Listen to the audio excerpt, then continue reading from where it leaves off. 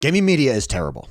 Mainstream gaming media, traditional gaming media is absolutely terrible and is letting us down as an industry and letting us down as PlayStation gamers, as Xbox gamers, as Nintendo gamers, and as PC gamers. Why? Why do I say that? Because they are the headline creators, and all of their headlines that they're creating are based off of their own reactionary sentiment, their own biases, their own projection of issues, their own ideological sentiment then portrayed and projected back onto the studios, the companies, the industry that they're covering. We're going to talk about it today. It looks like I'm being vindicated, everybody. The real reason behind Xbox Studio shutdown looks like it's ZeniMax. There were issues with ZeniMax. That's what I said. Everybody was making assumptions here. Everybody has been making assumptions. A lot of people are mad at the Tango Gameworks thing. I don't disagree. That's the one that it's like, wait a minute, they made Hi-Fi Rush. I thought they were doing really well, and they have a great history as developers there. Something else has to be happening behind the scene.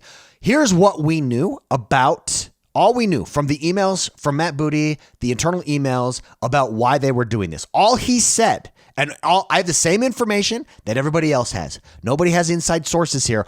All that they've said is, all he said was that they were prioritizing high impact titles for further investing in Bethesda's portfolio and reprioritization. And this is a reprioritization of titles and resources. That's it. Those two things. They didn't say it's because any studios failed. They didn't say it's because any studios took chances and failed. That's all we know. What happened is gaming journalists took that, gaming influencers, gaming opinion leaders took that and inserted and asserted their own assumptions. Well, it's because that it failed. It's because Game Pass is terrible. It's because X, Y, or Z. Well, guess what we're starting to learn? That none of that was true. That it was truly about reprioritization, titles, and resources. Some of you may ask right now, well, you just said ideology. What does the ideology have to do with this? Many of these gaming journalists come out of places like San Francisco. Many of them. That is an echo chamber. They all think the same way, and they're predispositioned to things like corporations and business. None of them have ever run a business. They're predispositioned to things like corporations, or that corporations are evil, that capitalism is bad. In fact, the amount of tweets I saw about American capitalism is what's causing this. Oh, really? American capitalism gave you the gaming industry. Not that it's perfect. Not that there aren't some corporations that take advantage of their employees and bad actors. Of course there is. There's that in every walk of life. But overwhelmingly, the predisposition of our gaming journalists is anti that. And so they approach anytime something like this happens with this reactionary mindset where they're projecting their own feelings onto the matter. Let's go over that, and then let's talk about, once again, why I'm right, why I was right, how I'm being vindicated here, and why you guys, I've given up on gaming journalists. And as I've been more engaged, I've realized a lot of them just aren't that smart. A lot of them don't go 2 levels deep. A lot of them don't understand how the gaming industry works. And as I've worked in the gaming industry and continue to work in the gaming industry and have had to be in a position to make these hard decisions to let people go, I understand much more how it works, and that there are tough decisions that need to be made sometimes in order to continue on, in order to make sure that things works. And that's what we're finding out here with this string of layoffs. So let's go through some of these tweets that I think is examples of gaming journalists being reactionary. The first, of course, comes from the one and only Greg Miller, Kind of Funny Games, and I really like Kind of Funny Games. I watched this episode, and their episode was titled, Have You Lost Trust? Has Xbox lost trust? And I responded to this. The trust question is misplaced. This isn't a marriage. These are standard business decisions that are not unique to Xbox. What do I mean by that? Happening all over the industry. Take-Two has made layoffs. Should we trust Take-Two anymore? Should we not play Grand Theft Auto because we can't trust them? Should we throw them under the bus? Where is that? It's not unique. It's happening industry-wide. I can't speak. And the question here, honestly, is what's so interesting is these gaming journalists look to the businesses at fault. They don't look beyond that. So, for instance, there's crazy macroeconomic conditions that we're in. We're in this crazy place where there's inflation, there's wars, there's riots in the street, there's an election coming up. The outlook is not good. And yet, And it's why when you think about it, not to get political, but we're in this situation that we're in. You keep picking bad leaders because you never put blame for any situation of what's happening on a macro scale on those leaders. Instead, as long as those leaders are on your team, you continue to vote for them. And the majority of these gaming journalists vote for that team regardless. Instead, what you do is the businesses that have to work in that economy, in those conditions set up by our leaders, that's who you blame. No, blame the people in charge. Blame the ones that are responsible for putting us in that situation. Running a business in 2024 and 2023 and 2022 is incredibly hard. And anybody that has done so knows that. So anyways, the trust question is misplaced. This isn't a marriage. These are standard business decisions that aren't unique to Xbox. This is my reply to, can you still trust Xbox? We're seeing a correction and a shift happening right now across the entire gaming industry. Now, is that an emotional argument from me? No, that's an emotional question, though. That question actually doesn't make sense. It has nothing to do with consumer trust. These are business decisions made. Let me give you an example here. This happens in every industry across the board. Let's say you're into Ford vehicles. You love the Mustang. You're all about the Mustangs. Ford closes divisions. Ford moves divisions. Ford moves factories all the time. By this same logic, you should lose trust in Ford. You should not buy a Ford. Apple got rid of iPod. You should that's it. That's it. They make decisions like this all the time. That's it. I cannot have this MacBook anymore. They've lost my trust. Absolutely. And we could go through industry after industry after industry. These are normal things that take place. And yes, some of them come from greed. But if that's your knee-jerk reaction to it, let me suggest that you're not thinking, that you're not critically thinking. It's not about greed necessarily. Sometimes it is. I don't think it is here. And I think I'm being proved right here. And to assume what's ironic about the Kind of Funny podcast is as they go through, and you could go listen to it yourself, highly recommend doing it. This is not a shot at them. I enjoy them. But their mentality, they go through and like, oh, I like Phil Xbox. And they start talking about layoffs. Like, greed. He's greedy. This is evil. And then what they do, like, kid you not, this happens. This is greed. This is bad. This is people are suffering and losing their health care. Oh, and let's pause a moment to take a break. Guys, donate to us $10. We're an independent business here. Donate to us to $10. It's so the hypocrisy, the irony in listening to their podcast and hearing them multiple times shill for money. Oh, sorry. If I were to use your same emotional logic on this, I don't think we should trust you anymore. You're literally standing on the grades of layoffs and making of people who were laid off and making money off them by reporting this, by having this headline, knowing that you're going to get tons of views, and then while discussing it, shilling for your own product. How disgusting and despicable is that? If I were to use your same logic, that's what I would say about Kind of Funny Games and their coverage of this. It's not an issue of trust. I actually think this makes no sense. Let's go to the next one. This is Jeff Grubb. This is Insider Jeff Grubb. Industry Insider Jeff Grubb. He knows what he's talking about. He's intelligent, right? Here's what he said. These changes are grounded. He quotes Matt Booty here. These changes are grounded in prioritizing high impact titles and further investing in Bethesda's portfolio of blockbuster games. His analysis, his reaction, Game Pass as a platform for a variety of smaller, different titles is dead. No, it's not. Why is that the case? Because they had to shut down and get rid of some studios and make some realignment changes here. That means the philosophy of Game Pass helping smaller games is dead. The two are not related. Just because one of those studios made what is perceived as a smaller game, that doesn't change the philosophy that Game Pass helps smaller games, that we want smaller games. A lot of people are making fun, or gaming journalists are reporting on Matt Booty this morning because apparently there was a town hall and Matt Booty talked about, we want to make better, more high, more well-received smaller games. That's a part of our strategy. That's a strategy we're taking. Like, well, you just let one go. Well, guys, this is an example of gaming journalists and key opinion leaders projecting their own assumptions onto the matter. The reason that Tango Gameworks was closed as a studio is not because of the games that they made necessarily. There are other reasons there, and we're going to get into those reasons here. They revealed them. My response to Jeff Grubb, That's a terrible, reactionary, and short-sighted take, but well done. You snagged some of that sweet, sweet engagement from me. And that's the thing that's hard about social media is this your honest opinion, or are you just saying the craziest thing, the most emotional thing possible to elicit a reaction to then grow your profile? And it's very hard to determine, but that's how social media works. That's how the algorithm works. Let's go to the crap gamer who has crap takes often. And here's another person who...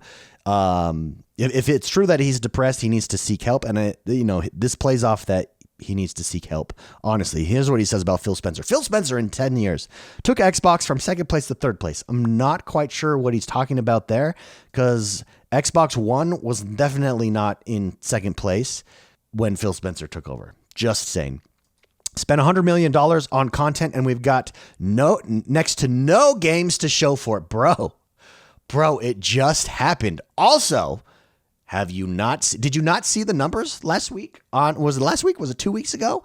On the revenue from all of those acquisitions? It's absolutely huge.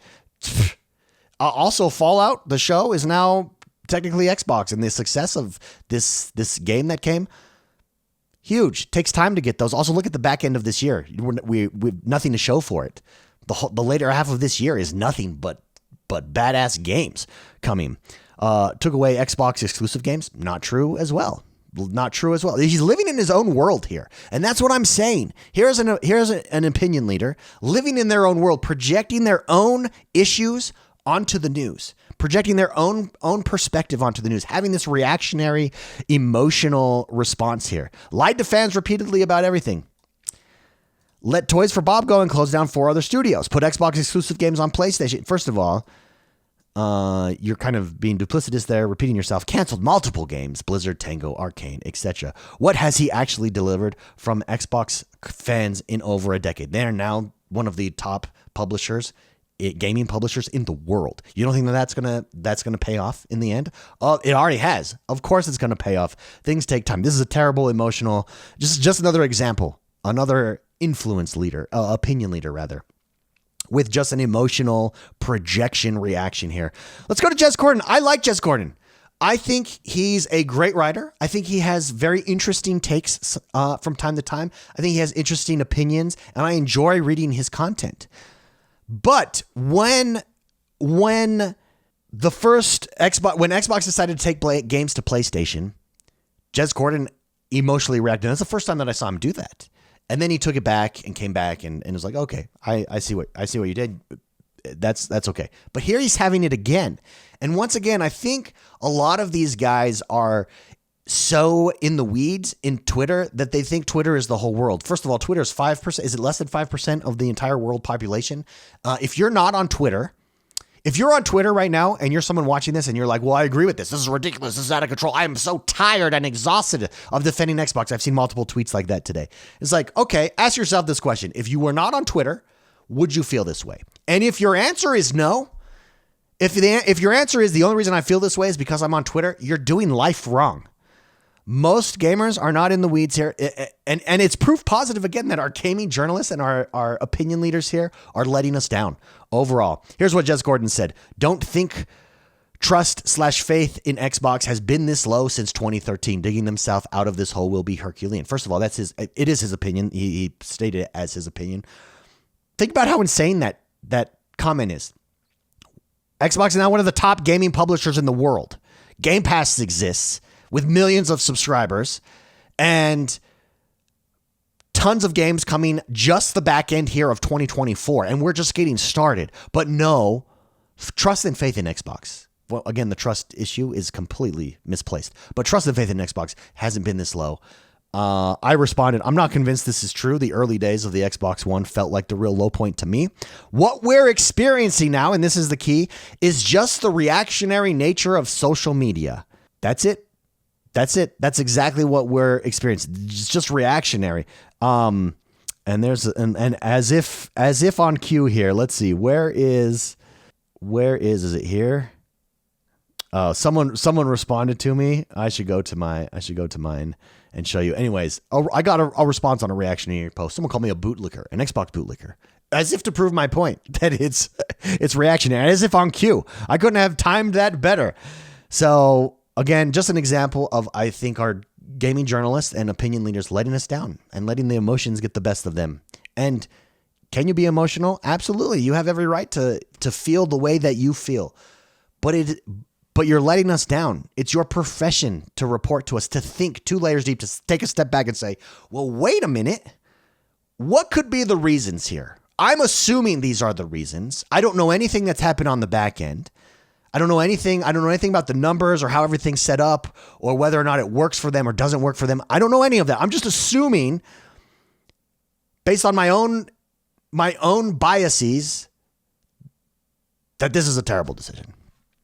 This is Mr. Matty Plays. He posted a video. Let the clip speak for yourself. I like Mr. Matty Plays. I actually think Mr. Matty Plays is actually not that emotional. But he was emotional in this one, and he was angry at it. And guys, take a step back, calm down. An example of another opinion leader really dropping the ball and letting us down. Here's Clobrill. Everybody go follow Clobrill. He does an excellent job. Everybody follow all these guys. They all do excellent jobs. I'm just pointing out that I think in the positions they're in, they've let us down as gamers and gamies, and I'm showing you examples. During the last 7 years, Clobrill says, so what Clobrill does on Twitter very well, he puts together different visuals for things, and he does a fantastic job on it. It's the best. Chances are you've seen his work before.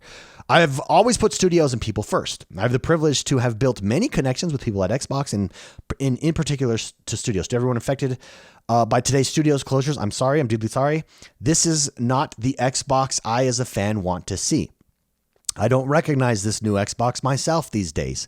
Between Microsoft's failed promise to give you safety to nebulous and inconsistent plans about Microsoft's vision for the future. First of all, so what are you talking about that? Between Microsoft's failed promise to give you safety, what are you talking about? And what they're talking about is what he's talking about, referring to, is Phil Spencer and Xbox has repeatedly said, yeah, we don't want to get in the way of their creativity. We want our studios to take chances and take risks. Once again, he's pushing his own assumptions here. They're assuming that the reason that these studios and closures happened and this realignment happened, Clobrill is assuming, is because they took chances and failed. They didn't say that anywhere. And in fact, that's not what happened. And we're about to see why. But they're projecting their own assumptions into the news story here instead of just, hey, let's think about it here. Let's think about it. Is that the reason? Think about it. Have you ever been in a company, ran a company? A lot of these guys haven't, and I think that's the big problem. Leadership failed you. This is not Xbox we the fans envisioned. Again, emotional. Here was my response to this. Xbox is a business. After COVID and the major studio purchases, consolidation and realignment was always inevitable. You're about to see how that is correct, and I am right. Here's another one from Jez Gordon. Xbox is cooked. Why trust Microsoft at this point? Again, there's that trust thing. What's interesting is all these media outlets all started talking about trust. Trust has nothing to do with this. Again, this is a business decision.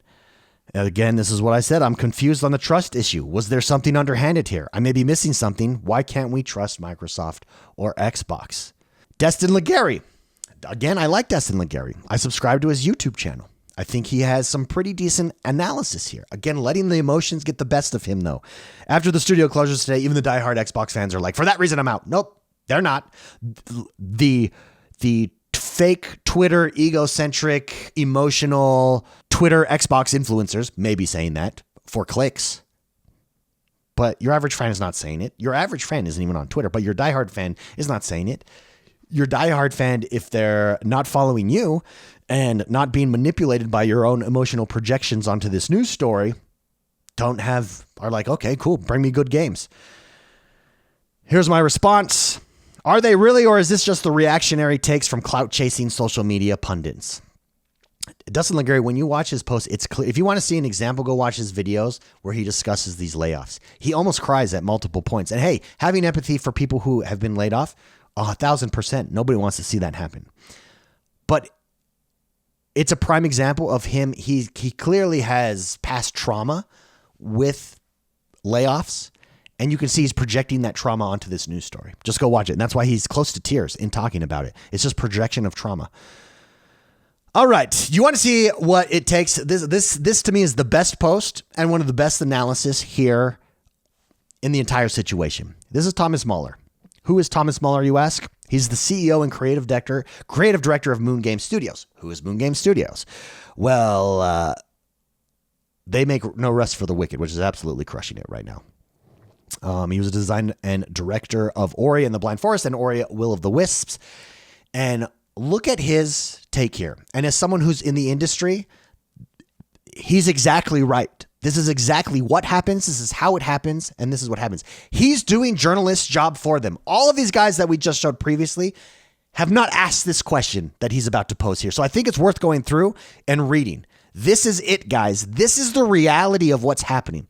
He says, I've been in the industry long enough to have seen how things unfold from both sides, and I'm honestly not a fan of the outrage culture we've created these days. That's exactly what this is. These gaming opinion leaders and journalists, outrage, constant, moving from one thing to the moving and swayed by the wind all the time, never just stable in one space and then taking on the wind and saying, okay, why is the wind blowing this way? They're just moved by it constantly and outraged. He says, I'm not a fan of the outrage culture we've created. He says, hear me out for a second. I know it's of little comfort for people who have lost their jobs today, but I think press especially, let me repeat that. I think press especially has to be very careful about how to write their articles, especially if they don't have good sources or just don't know what exactly is going on. And let's be frank, they usually don't. 1,000%. The way that all of these press outlets, the way that all these key opinion leaders have covered this news story, I knew immediately, you guys have no idea what it's like in the industry right now. You guys aren't even, again, they're taking this surface level and then projecting their emotions onto it. The surface level headline, they're not asking the questions. What could it be? Why are these things happening? Making their own assumptions and then reporting those assumptions as fact. Once again, let me read that from Thomas Mahler. In the industry, no rest for the wicked. I think press especially has to be very careful about how to write their articles, especially if they don't have good sources or just don't know exactly what's going on. And let's be frank, they usually don't. Amen, brother. He says, I don't have all the information I want unfolded today regarding Microsoft shuttering studios. And while trashing publishers in your reports will absolutely generate clicks for you, this is what I'm talking about. It's reactionary, clout chasing clickbait. While trashing publishers in your reports will absolutely generate clicks for you, it's entirely possible, and I'd even say very likely, that there have been inner dealings for a while that reasonably explain this situation. And again, this is what I'm talking about. They have this ideology that corporations are bad and that the bosses are evil and that these aren't hard decisions, and they're just sitting behind the desks laughing as they get rid of studios like, more money for me. No, guys, it's not how it works. Maybe there is a rare occasion where there's a douchebag that does that. But for the most part, these are business decisions. And you could say that, it would be okay to say that if Microsoft was the only one doing this. But the fact that it's happening industry-wide, and once again, all of these guys don't look at the macroeconomics of stuff, but the current world situation. Instead, they blame the businesses. They blame the creators, the people who are trying to make this happen and make it viable. Not the people who are making bad policy that affect us all, bad monetary policy. Bad public policy. No. We got to continue to vote for those guys because I'm a part of that team. It's entirely possible, and I'd even say very likely, that there have been inner dealings for a while that would reasonably explain this situation. He says, I've very rarely seen decisions being made on that scale that just make absolutely no sense. It could very well be that Microsoft already had prior discussions with these studios and decisions were made to shutter these studios in order to let them reform in a more efficient way, only to make deals with these new ventures again. Let me reread that because there's a lot there.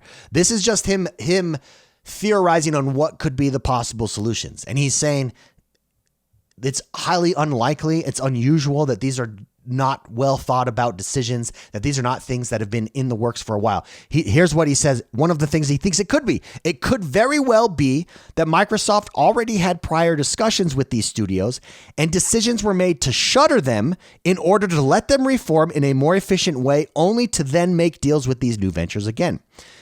Let's take Tango Gameworks, for example. They just made the excellent Hi-Fi Rush, which everyone rightfully loved. And maybe the way to make more of this stuff is for that core team to form a new venture so that they can focus on making more of just that, but not within the current likely bloated setup that they had before. Likely bloated setup. Again, I've been a part of these decisions. I've seen this happen in real life. This is exactly the kind of conversations that happen. I'm obviously just speculating. I don't have any inside information, but something like that seems entirely plausible to me. And if something like that is the case, is the way press is dealing with this ideal? The answer is no. The headlines are, oh my God, evil publisher destroys studio that made hit game out of pure greed. Exactly what I said. They're projecting their own things. He's 100% right here. Well, if my scenario is true, the headline closer to the truth could be, quote, publisher made a smart business decision that lets studio make more of the product everyone loved within a more efficient setup. See the difference? He says. Yes, the former will absolutely generate more clicks for you, but if the latter is true, the former also makes you look like you're just feeding the outrage mob for your own personal game. Again, I'm going to go back here to this. Here they are. Has Xbox lost our trust? And in the middle of their show multiple times. Guys, if you like this, make sure you give this that $10, man. It's terrible. That's what's happening to these guys. We're going to stand on their grave and make money off of you. Get $10, bro. We're an independent publisher here. We're independent business here. We've got to do this. In good taste? Perhaps not. Let me reread that. See the difference? Yes, the former headline. So the first headline, he says, and how that's being reported now. Oh my God, evil publisher destroys studios that made hit game out of pure greed. He says, if his scenario is true, the more accurate headline would be publisher made a smart business decision that lets studios make more of the product everyone loved within a more efficient setup. Yes, the former will absolutely generate more clicks for you, but if the latter is true, the former also makes you look like you're just feeding the outrage mob for your own personal gain. I also think a lot of it is virtue signaling. That's coming like, yeah, we're with the man. I mean, we're against the man. We're with the people. That's fine. Again, you can have empathy for people in a tough situation and still look 2 layers deep and ask yourself, well, wait a minute, what could be the possible reason here? Great post. Go follow him. This is Thomas Mahler, again, the CEO and creative director of Moon Game Studios. I think he knows what he's talking about. I think he's probably been through something similar. I think he understands the thought process and decision-making process in tough situations like that. So let's take a look at what's being reported now as we get 48 hours out of this. This is the Bloomberg article, which Bloomberg, don't put your stuff behind the paywall. I would refer to your article, but I can't because it's behind a paywall. But here's what he said. Here's why the Microsoft shut down Tango Games and Arcane Austin. Microsoft owns ZeniMax, the parent company of Tango Games, Arcane, Bethesda, and more. The head of ZeniMax said, quote, they were about to collapse because they were supporting 9 studios with a lean central team. It's almost like Thomas Mahler was correct here. Tango and Arcane were looking to hire additional staff as they pitched new projects, which Matt Booty suggested was the main factor behind their closures. They closed down Tango and Arcane. to allow ZeniMax to put more focus on fewer projects and, quote, avoid collapsing. Now, if you could click on the Bloomberg News article, and if we could go through it without going through the paywall, we could read the quotes. But we also have this from gamesindustry.biz. ZeniMax on studio closures. I think we were about to topple over. Do you want ZeniMax to topple? The answer is no. That would not be good. So what do you have to do? Exactly what Matt Booty said in his emails. Prioritizing high-impact titles to further invest in Bethesda's portfolio by reprioritization of titles and resources. Reprioritizing titles and resources. If ZeniMax is one of the biggest, the parent company of Bethesda, if ZeniMax is about to go under, if ZeniMax is about to collapse, as being reported, that's why you make this move. You have to. You do it for the better good to continue. As reported by Bloomberg, head of ZeniMax, Jill Braff, reportedly said during a town hall meeting on Wednesday, it was hard to support the studios globally with a lean central team and various projects in the work. Let me read this first sentence. I skipped it. A ZeniMax executive has reportedly said Xbox closures of 4 studios this week was due to lack of staff and support. As reported by Bloomberg, head of ZeniMax Jill Braff reportedly said during a town hall meeting on Wednesday, it was hard to support the studios globally with a lean central team and various projects in the work. Quote, I think we were about to topple over. Imagine if that happens. Once again, and here's the thing. People are probably sitting here right now watching this and are like, well, that's Xbox's fault. Xbox is management. No. When you acquire a new company. It's structured a certain ways. Bethesda was going to be sold to someone. Xbox bought or Microsoft bought them. That's why I said consolidation was always inevitable, because there's going to be some inefficiencies. There's going to be some issues there. If someone else bought them, I think a similar decision would have been made. Clearly, now seeing what we know, or now knowing what we know. Xbox Game Studios' Matt Booty allegedly added that the decision to close the 4 studios was to free up resources elsewhere, according to Bloomberg. Very, very interesting. So the real reason, guys, is that Xbox is evil and Xbox is bad and Xbox is failing and it's all about greed? The answer is no. And it took a CEO of a good gaming company to do the journalist work for them. And lo and behold, what do we find out? That ZeniMax was about to topple. And yet everyone, as I click through here, all of these opinion leaders, all of these influencers created and still are creating today FUD, fear, uncertainty, and doubt in the industry. Why? They're letting us down. They're letting us down because they're not asking the questions. They're not thinking about the questions. They create the headline by being the headline. They project their own emotion and assumptions into this, into all stories. And they're letting us down. Gaming journalism has consistently disappointed us.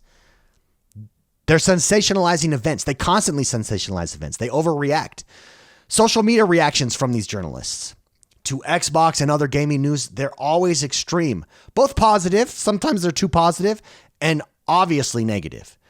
It leads to widespread frustration, and it leads to fatigue among gamers. Again, I said it before. I've seen multiple posts today. Like, I'm so tired of defending Xbox. Well, thank your gaming journalists for that. Number one, you don't have to defend Xbox. Don't. Play the games. It's not your job. But also, demand better. What's interesting is you need to demand better, right? The constant outrage, it's just frustrating, and it's a reflection of the unhealthy social media environment, particularly on platforms like Twitter, which do not represent reality. If you're making your decisions, again, 5% of the world's population is on Twitter. How many gamers do you think are on Twitter? How many Xbox gamers are there constantly checking things? They're not. And these gaming journalists need to realize that. Go outside and touch grass. Gaming journalists keep saying, like, we need to demand better of Xbox, and these key opinion leaders demand better of Xbox. How about demanding better from gaming journalists, from influencers, from opinion leaders? We need to demand higher standards from them. Why don't we ever say that? Hey, do better. Do better, gaming journalists. Do better, influencers. Do better, opinion leaders. Their insecurities are projected onto every single issue. It creates unnecessary chaos that wouldn't otherwise exist. So go follow on someone on YouTube. If you like what I'm doing here, if you like my takes, if you think I'm balanced, I try to be, then follow me. If that's someone else for you, then follow them. I'm here to offer balanced, thoughtful commentary. I'm here to ask those second questions. My name is X1 the Gamer. That's what we do here. Do better, gaming journalists. Do better, gaming media. You're failing us all, and it's honestly embarrassing for you because Xbox is not going to fail. They're not going anywhere. You just look terrible. You look terrible. You look emotional. You look reactionary, and you're creating your own chaos. If you like what we're doing, hit that like button, subscribe to this channel. My name is X1 the Gamer, and we'll see you guys next time. Bye-bye.